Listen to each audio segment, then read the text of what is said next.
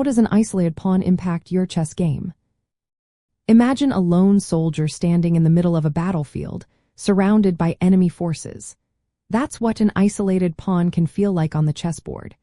It's a pawn that has no friendly pawns on the adjacent files, so it cannot be protected by other pawns. This makes it a bit of a double-edged sword. On one hand, it can be a weakness because it's vulnerable to attack and harder to defend as the game goes on. On the other hand, it can open up opportunities for your pieces to become more active and aggressive. The main issue with an isolated pawn is that it's often a target. Since it cannot be protected by other pawns, your opponent can focus on attacking it without much trouble. The square directly in front of the pawn can turn into a strong outpost for their knights or bishops, limiting your mobility. As pieces exchange in the endgame, the isolated pawn becomes even more exposed because there are fewer pieces left to defend it. If you lose it, you might find yourself with a weaker position overall. However, having an isolated pawn isn't always a disaster.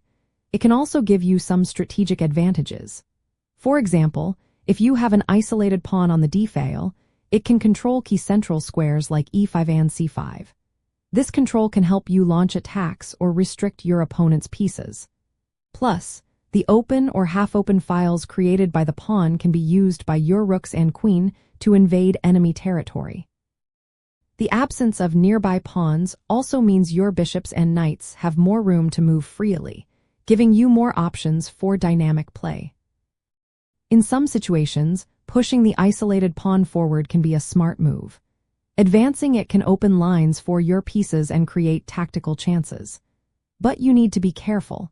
If you push too early or without proper support, it can backfire and become a weakness. When you're defending against an opponent's isolated pawn, your best strategy is often to blockade it and target it for capture later. If the pawn is passed and no enemy pawns are blocking its way, it can turn into a dangerous asset that you need to stop. Playing with an isolated pawn requires balancing risk and opportunity. You want to maximize your piece activity to compensate for the structural weakness.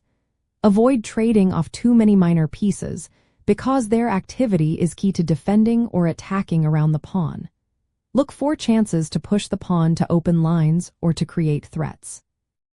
Remember, the strength of an isolated pawn depends on how well you support it and how effectively you use the open lines and outposts it provides. So, in your games, think of an isolated pawn as both a challenge and an opportunity. It demands careful handling, but it can also be a powerful tool if used correctly. Understanding its strengths and weaknesses helps you plan better and make smarter moves, whether you're defending or attacking.